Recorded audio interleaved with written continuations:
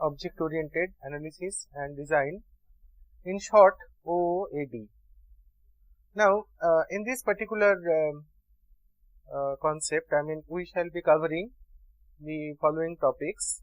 First is the general concept of what is Object Oriented Analysis and Design, and the Object Oriented Analysis and Design concepts are intertwined with the concept of UML, that is the Unified Modeling Language. So, a rough idea of Object Oriented Analysis and Design along with the concept of UML. Then we shall go directly to the modeling aspect of Object Oriented Analysis and Design. The very first one is the use case modeling, right?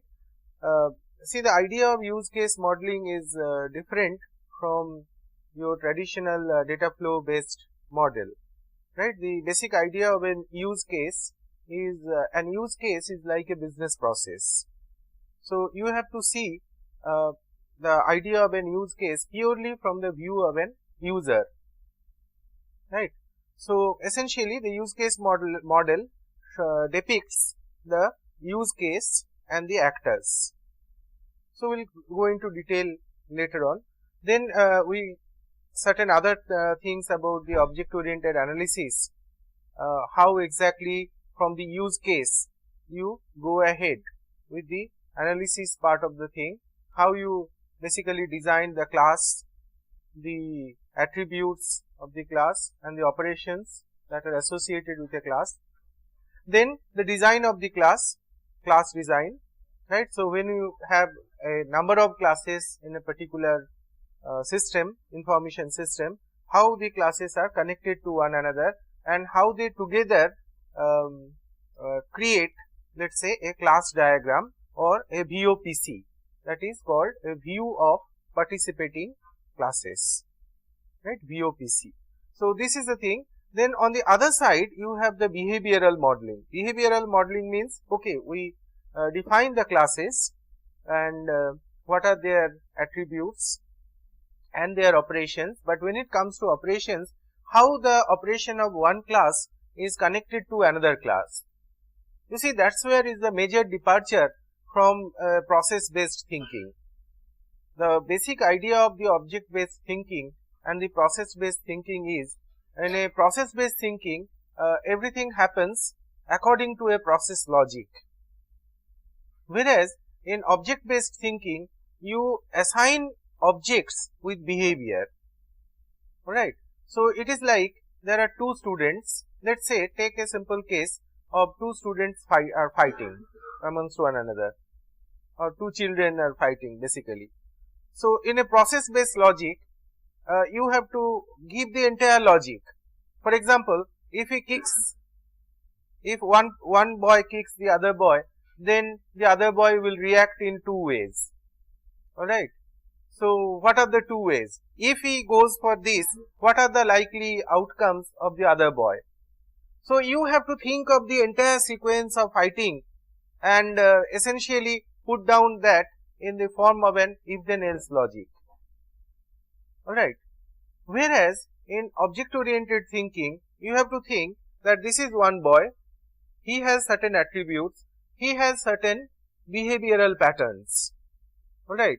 So, if he does this, he does this, he does this.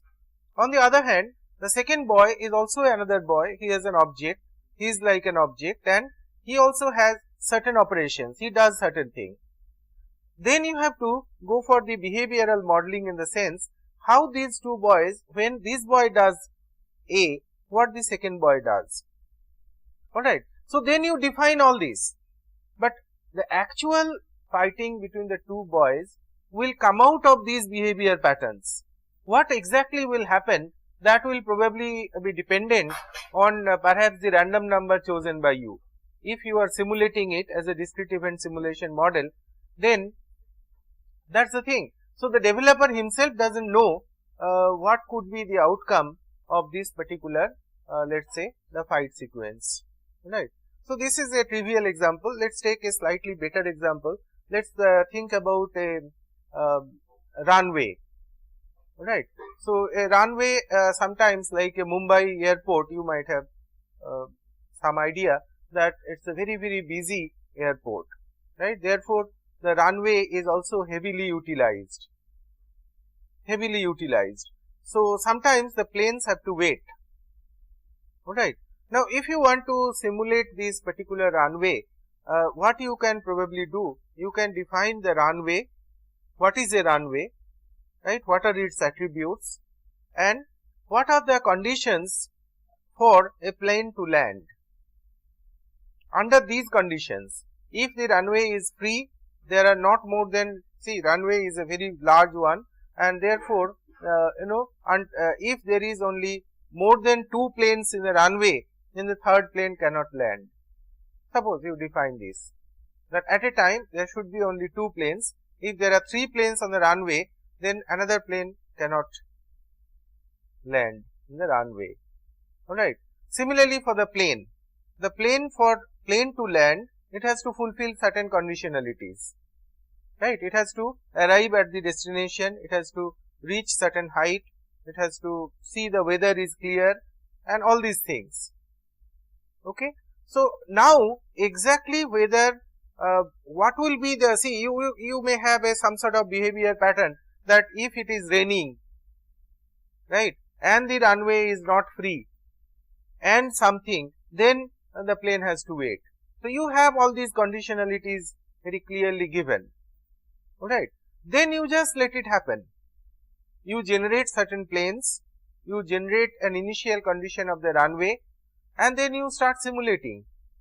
What exactly will come out of this is not known, right? So there is no need to write a sequence of if then else logic when you try to go for an object oriented design. In another sense, you can think of an object oriented design is like is a huge menu system, right? Like working in Microsoft Word. What is happening? What you will be doing is your choice. Everything is there in the menu. You write something, you want to make it bold, you press the bold icon. So a bold icon is an object. What is a bold icon? It's nothing but an object.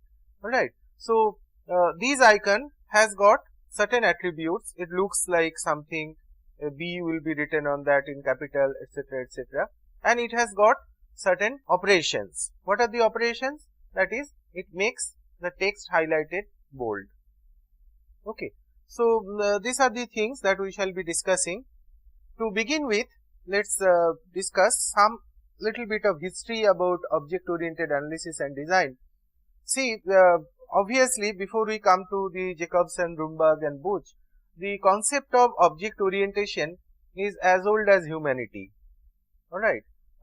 Basically, it is surprising that people did not think of object oriented design first, rather than thought about process logic first. Alright. This is because, see, when let us say a child first learns anything, how do they learn? Basically, they learn to associate certain conceptual thing to the given objects. Right? Something like let us say a toy car. What is a toy car? The toy car to a child is something that looks like some car, has got some color, attractive color, has got 4 wheels, and it actually runs. Alright. So the child will associate the car with these things. Okay. So these, the basic learning process is basically trying to see a number of objects and try to assign certain attributes and operations to them. Okay. So this is how the basic learning itself goes. So in that sense, object orientation is nothing very new. It was surprising that people did not start with it in the first place. Now, although I have only put Jacobson, Rumberg and Buch's name, actually the development, there are many other people such as Codd, C-O-D-D, right? Codd has done a substantial amount of work towards object orientation in the 80s. Alright.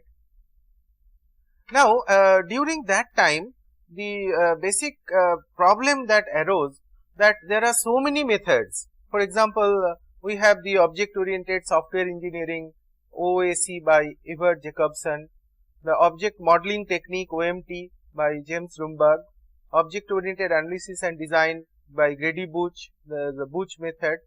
So you see, there are so many methods that people were confused. It's not that they are differing too much. There is definitely lot of commonalities amongst all these methods, but nevertheless there is lot of differences in notations.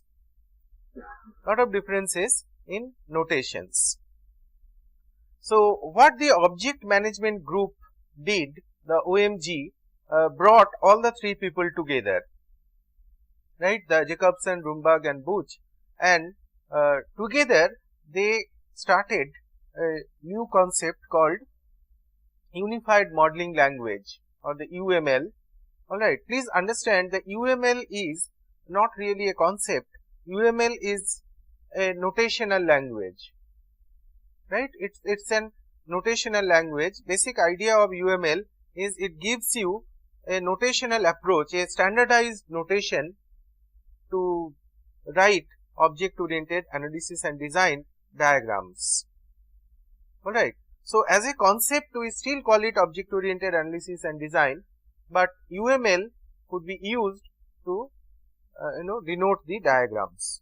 That's the basic idea. Is it clear? So since UML has become the de facto standard, see why de facto? Because OMG, it is not that everybody has formally or legally agreed that this is the formal standard. It's not a formal standard in that sense. It's an de facto or informal standard of object oriented analysis and design as on today. Alright. Very recently UML2 has also been released in 2002 or 3 I think, and these UML2, I mean differences are very little, but nevertheless the latest standard, if someone asks, we can say let's say UML2 and not really just UML. Before going to the basic concepts, let us see a little difference between your structured system analysis and design method SSADM versus object oriented approach. Once again, basically in SSADM we break the problem domain into processes, examining the behavior and modularizing the behavior into functions. Okay. Whereas in object oriented approach we identify the objects in the problem domain and classifying them in terms of data and behavior. So you see what is happening in structured system, the behavior is modeled into functions. What about data? We don't talk about the data in the process based approach. The data is used separately in what is known as the data modeling. So that's what I have explained in great detail, that structured system method has got two components. One is the data flow modeling, basically modeling the processes, and the data modeling which models the data. Whereas the object oriented approach couples both the approaches, the data as well as data flow. So it models data and behavior and put them together in objects. One can ask why? What is the advantage? And if possible, are there any disadvantage?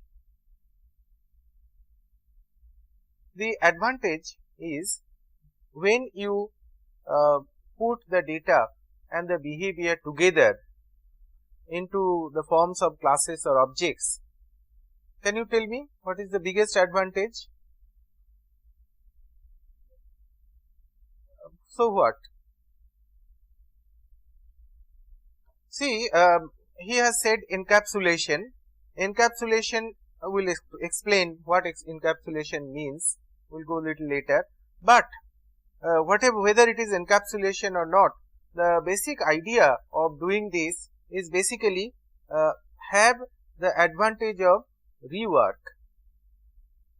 See, reworking is easier, much easier. Alright, so reworking is much easier, reuse is possible, right? So that is the basic advantage. Great advantage in reworking and reusing. See, moment you define an object or a class in a very generalized sense, these object or the class or these particular class, let us say, I think I must tell you the difference between class and object, right. A class consists of a number of objects. So, if I say an employee is a class, then an individual employee is an object, alright. So, if S Das, D Shur, P Reddy are 3 employees, then we can say each of these employees are actually objects and together they constitute the employee class. Is it okay? So, that is the thing, between individual objects there will be differences. So, when we talk about class, we talk about attributes. Attribute is name. All objects will have a name, but the name could be different. One object may have name P Reddy, another object may have another name, alright. So, that is the difference between classes and objects. But when it comes to the conceptual thing, we do not use the class word very much, but when it comes to implementation, we must understand that there is a big difference between class and objects. So, identifying the objects in the problem domain, classifying them in terms of data and behavior, that is the basic idea of object oriented approach. So, okay, I was talking about the reuse. So, reuse is the basic advantage of object oriented analysis, and why? Because if you could have very specified class libraries defining the specific uses of a particular thing. For example, if you define a menu class, what is a menu class? The menu class essentially pops up a menu of variable number of items and you can click on one of them. Think about it, these menu class you can use almost in any application, alright. You have taken care to see that menu, the color to the menu to some extent may be shape and size, and also the number of menu items can also vary, you can vary. So, this generalization has been actually done. So, if this is a separate library, if you are having another application, you do not have to write this menu class again, you can simply reuse that menu class. See, this is the basic advantage, that you can have reuse. In fact, reuse and component based design, has become the rage of today's. What is component based design? If you have reusable components, for example, the menu is just a single class, but together with few such classes you can design a component, right. For example, a component for window management, a component for a given calculation, right, maybe the facility location calculations. So, all you have to do is put together all these components and then develop a little bit of your own to bring or develop a customized software, right. So, what happens? Your development time reduces, you are dependent on certain kind of developers, expert developers in a certain area reduces, alright. These are the basic advantage of object oriented analysis. On the flip side, what is the flip side of this? That you can do lot of things, but for that you require expert people, trained people, right, people who really understands object orientation. Slowly, after the initial euphoria is over, people are being increasingly aware that object oriented analysis is not a very simple thing. It is not a very simple thing. It requires a little bit of maturity. The people should be well trained, and if you allow someone who does not understand object orientation much and he wants to go for object oriented design, most likely he would come up with something which is as bad as the process based design. Process based design, the advantage is it's going on for a long time, there is a lot of expertise available with people, all the old systems are developed through the process based thinking, alright, because you see you cannot throw away all that has been developed so far, alright. There are thousands and why thousand, millions and millions of dollars have been invested into information system, into the hardware, and important applications are running on them. Think about a large company running their payroll of 50,000 people in an application developed by using process based logic. Now, will you throw the application and say because it is not object oriented, we would not use it? You cannot do that, because it again requires lots and lots of investment. Why should people invest for something which is already there? Alright, the payroll is working, everything is fine, people are getting their pay slip. So, at the end of the day, that is more important than application, is it not? Now, what is the purpose of the application? To see that the payroll process runs in a very smooth manner. Is it clear? So, this is the great challenge, all the more for India, because if you really look at the Indian scenario, a large chunk of the software consultancy that India gets are essentially in the domain of your maintaining old systems, transfer of a system from and one old system to another new system, basically no change in the application, simply you are porting the system from one system to another. Alright, these are the kind of jobs. I am not saying these are the only jobs India is getting, but this is a substantial part of the job that India is getting in the name of software consultancy. Alright, so naturally speaking, you have to be aware of all the techniques and technologies which have been not only being used today, but has also been used in the past. Right? For example, COBOL. The COBOL programming, everybody thinks there is no future of COBOL. But nevertheless, who knows, you might be in a project if you join a software company where COBOL is being used. Alright. So, these are the pros and cons, and one should be very aware that what is the advantage that you are getting. Alright.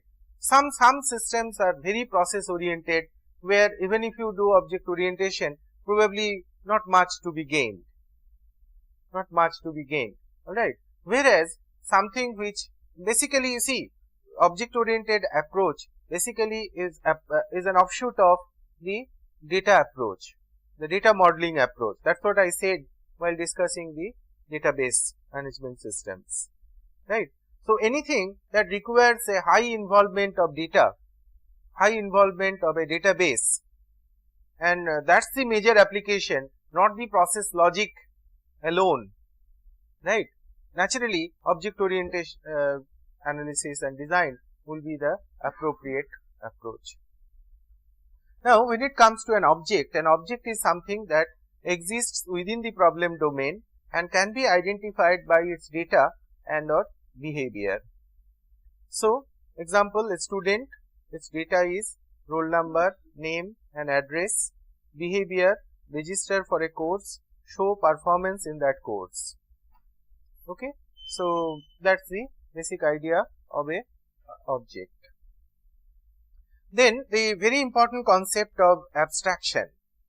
See, abstraction essentially means that when it comes to a student can have lots and lots of data and lots of behavior. But are we going to use all of that? We are going to use only that aspect of student which are important to us in a given context. Is it alright? In a given context. For example, if say for example, we say that a robot is a model of a person,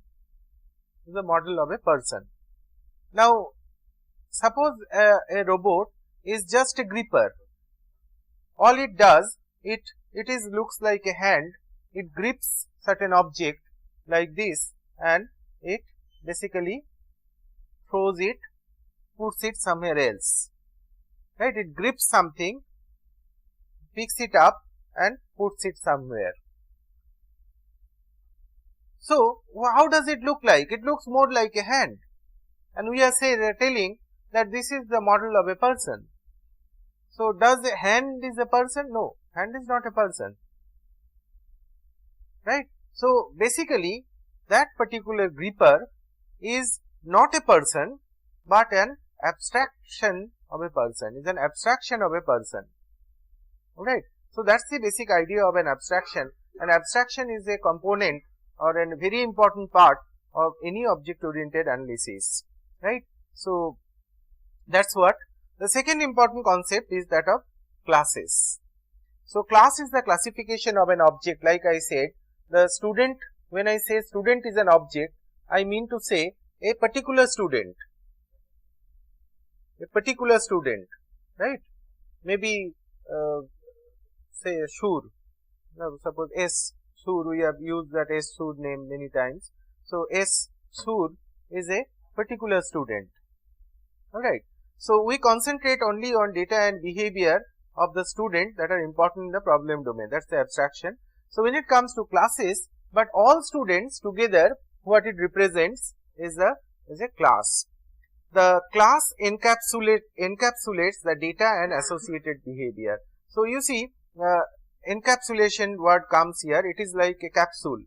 No? So if you open the capsule, two portions of the capsule, you find inside the things, the medicines, whatever is available. Similarly, in this case, if you open the capsule of the class, what you shall see is the data and associated behavior for that particular student. Now, why it has to be put inside a capsule? So that it can be separated out from the rest of the objects, alright, and it can be reused later on, that's the idea. So encapsulation is a process of information hiding. You are basically hiding the information. Encapsulation is a process of information hiding the data of an object hidden from the rest of the system and available only through the services of the class, alright. The services of the class means, that is the means of communication with other classes in the system. So how the classes will interact? The classes will interact only through the services of the class. So every class will have certain services, and this will discuss how these services can actually be brought about, and otherwise you cannot know anything of the class, right. So it is like you are a student, unless I tell you what is your name, then you have your services that you tell your name, only then I know your name, otherwise there is no way I can know your name, alright. That's the basic idea. That is the there is the concept of information hiding. The data is inside, encapsulated, and that data can be accessed only through the services of the class, alright. We will discuss more and more about this, because encapsulation is a very key property of object orientation. You see, we are using so many different words, but we should be careful about exactly which words we are using. For example, we are using the word data, we have used the word behavior, somebody can use the word method, but essentially we shall use attributes and operations for the data and behavior when we are talking about a class. Is alright? The method, the word method is usually to be used when we talk about an instance of the class, for example an object. So these are the things that is explained here. So encapsulated data stored by the class is an attribute. It can only be accessed with the services of the class referred to as operations. So if you go back to our past slide just for a minute, see, data is hidden from the rest of the system, available only through the services of the class, and the services of the class is the means of communication with other classes in the system, and these services of the class is nothing but the operations. Alright, what is an operation? That provides the services of the class. Through the operations, you can determine the behavior of the class and provide a controlled method of using the class. Right? So, we have the attributes and we have the operations. Then there should be a process by which we can instantiate a particular object of the class, because a class is like a common concept, like a student. Individual students are objects. So, how to instantiate? Anybody who has used Java programming, what is the command? How to instantiate a class in Java? What is the command? Not defining a class. How to instantiate a class? Yes, the new command. Right. So, almost all of you have written Java programs. So, the new command is essentially given to instantiate a class. That means create a new object, create another object of that particular class. So, then again, for an instance of a class, the operations are referred to as methods. So, you see, that is the difference between operations and methods. We talk about methods when we talk about objects. We talk about operations when we talk about the class. Then let us go to the actual thing, that is the classes. The classes usually are represented in the form of a rectangle. The rectangle is to be divided into three parts. Top portion we write the class name, middle portion we write the attributes, and the last portion rectangle we write the operations. So, implementing the class in a programming language, we require the attributes to be private and the operations to be public within the class. See, the private and public is important. The attributes, if you make them as private, what is the idea to make the attributes private? So that they are not accessible from outside. That means they are truly encapsulated. The operations, however, has to be public, because anybody may like to use those. For example, I will give examples that will be easier to understand. So, let us take a car. The car has got let us say three attributes, its make, model and registration number. Right? Make as a string, model as a string, registration number as a string. Right? So, this car is a class name. These are the attributes of the car. So, I have not shown any operations on the car. Now, operations of the class. So, this is another example. Let us say a parallelogram. How to represent a parallelogram? Parallelogram has a height and width and an angle. So, like suppose this is a parallelogram. Okay. So, in this parallelogram we have to have a height. So, this is its height. Then it has its width, and you have to define an angle. Okay. So, a parallelogram probably can be explained in terms of its height, its width and the angle. So, if you have these three things, alright, you first draw the base, then you put the angle and go up to the point where you reach that height, then rest of the things can be completed. So, if these three things are there, you can construct the parallelogram. Then the parallelogram has got two more things. One is two operations we have defined. One is the calculate area and another is set its width, height and your basically this is like an initialization, right? You can set W to 1, H to 1 as both are integer, angle also an integer, let us say 45 degree, right. So, these are the two functions which are defined for the calculate area. Okay. So these are some of the, what are the operations of this class? Calculate area and set. Now this is a simple, very simple Java example from Java programming point of view, how this parallelogram can be represented in a Java program. So what we do? Public class parallelogram, the bracket starts, then private int width equal to 1, private int height equal to 1, private int angle equal to 45, then public int calculate area. See, we have tried to put the operations as public. Actually when the operations are public, we show a plus sign here. This plus means these operations have a public scope. Then public int calculate area, return width into height. See, it's a very surprising thing. We don't require the angle to calculate the area of a parallelogram. Just width and height should be enough. Return width into height.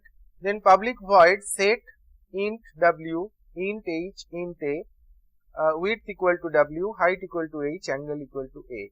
Right. So you can set by using the set command, using the set operation, you can set any, see this 1145 has been initialized,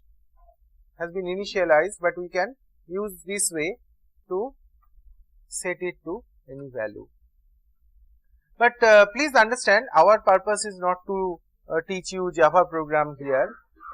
I just took out this Java program with the basic idea, if it makes your concept little better, because it should also be clear, more clearer if you, more clear if you also side by side look at the implementation to some extent. Alright, that's the basic idea of the classes and the objects. Now let us see how the relationships between the classes are implemented, right? The relationship of the classes. So all classes in the system are related to one another. The classes are actually related to one another, and the relationships among the classes are basically of three types. The first one is called association. The second one is called aggregation, and third one is called generalization. So association, aggregation and generalization.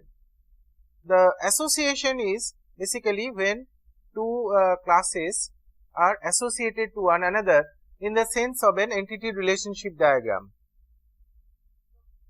Okay. The aggregation is essentially the idea of the whole part relationship. Whole part, right? Whole part. What is the whole part relationship? For example,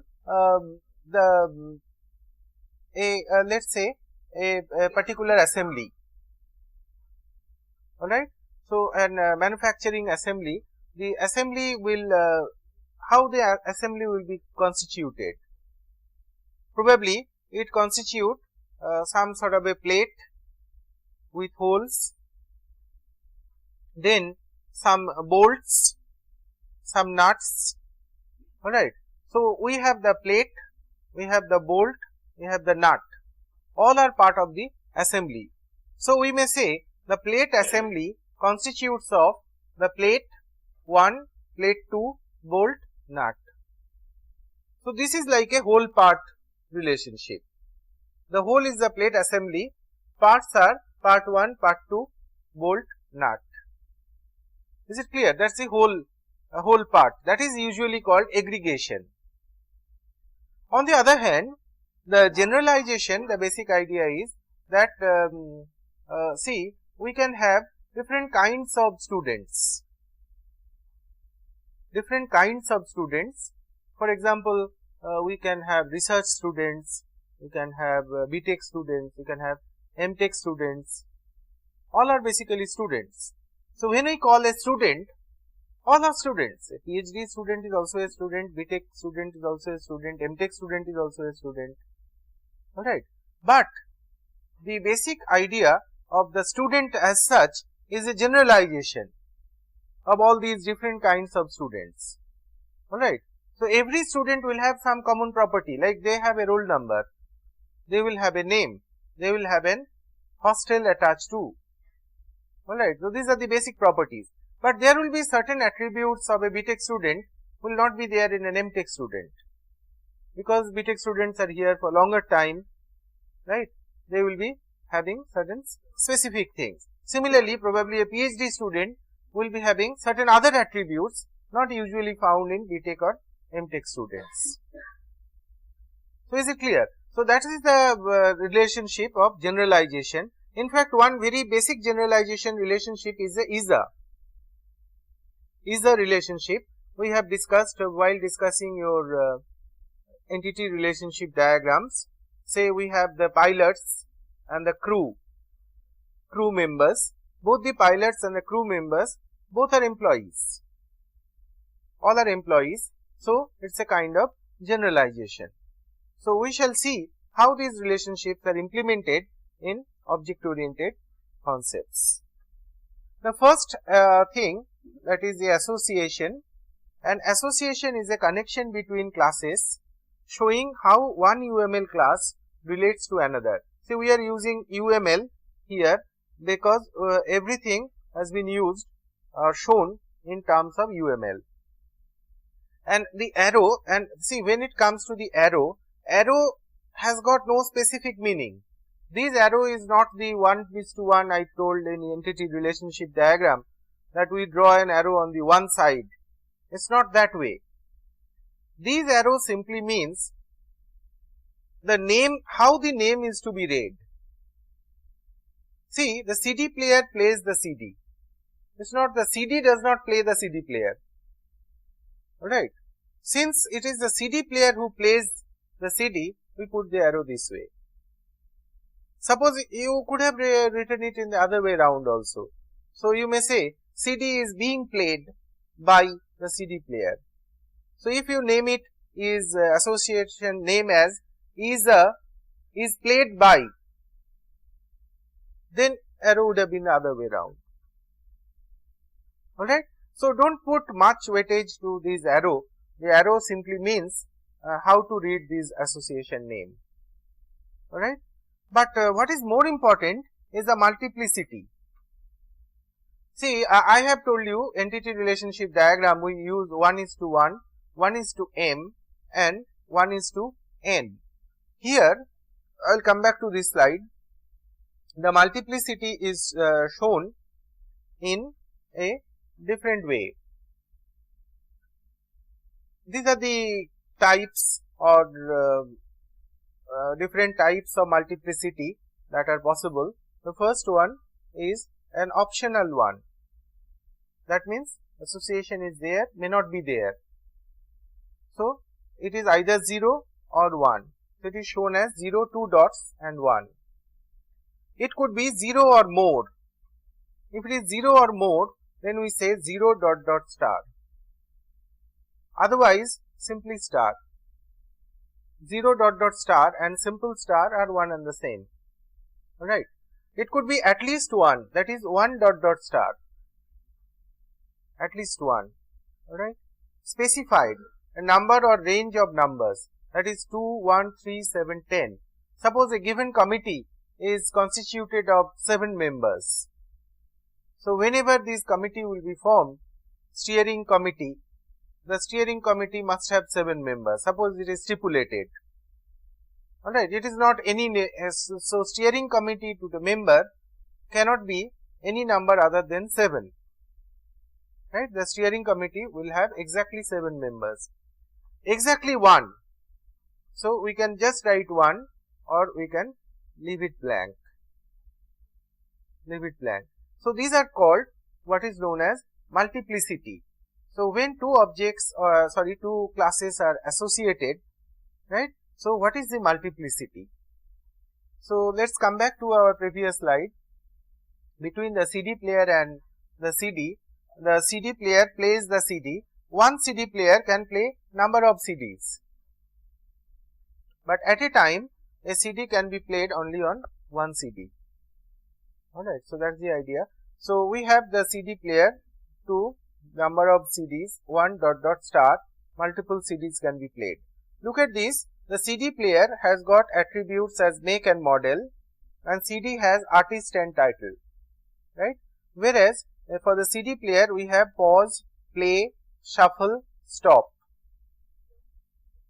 and for the CD locate track, CD locate track, right? So these are the various operations that are actually possible between the CD player and the CD. Then we can have different kinds of associations. One such association is known as the recursive association. What is a recursive association? Where you connect to itself. Connect to itself. So recursive association is where a class is associated to itself. So it's a kind of self association which is also allowed. The type of association used with linked list. So basically we have, say, a number of nodes. So all the nodes are available, but a given node can actually be connected to another node, isn't it? Suppose you have 10 nodes. Suppose you define the 10 pages of a book, right, and say HTML pages. So each HTML pages you can define as one node, alright, as a different objects. Then if you associate the objects to itself, what will happen? You can go from one page to the next page. Essentially the idea is, if you have instantiated this object, this particular node object, then what will happen? Suppose at a time some 10 objects are associated. So you can, through a previous command, you go to the previous object. Through the next command, you go to the next page. So maybe a new operator could be given. So this is called a recursive association, right? In a recursive association, a node is related to 0 or more nodes. Then we have what is known as the OR associations. We have the OR associations. In an OR association, instances of a class may only participate in one of the associations at a time. Okay. Say we have a decoder and we have cable and satellite. The decoder receives cable signal or it receives satellite signal, right? So we have an OR association. So OR is written by a dotted line and OR can be put here. Can you think of another OR association example?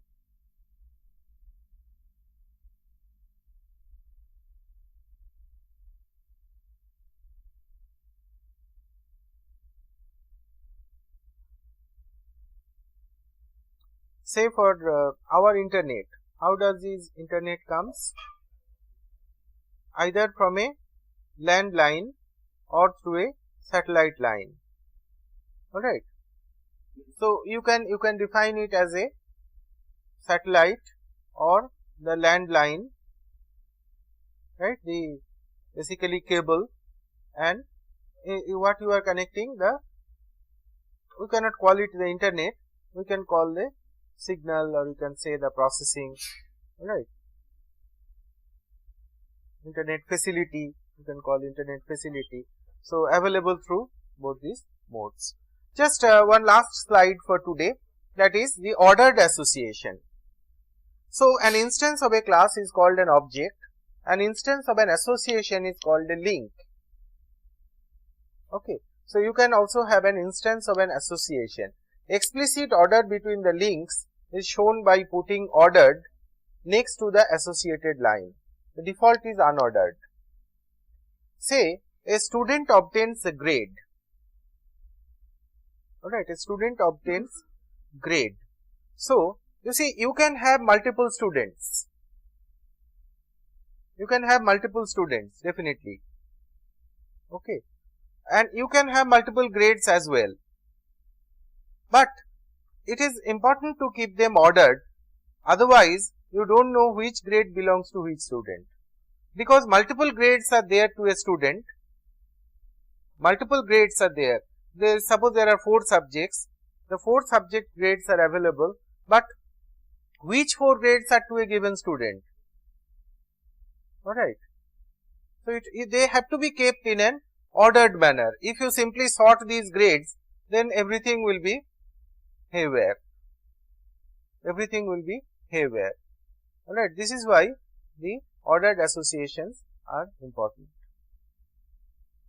Fine. So, we have discussed at least one type of relationship, that is the associations. We still have other two to be discussed, aggregations and generalizations. These we shall discuss in our next class.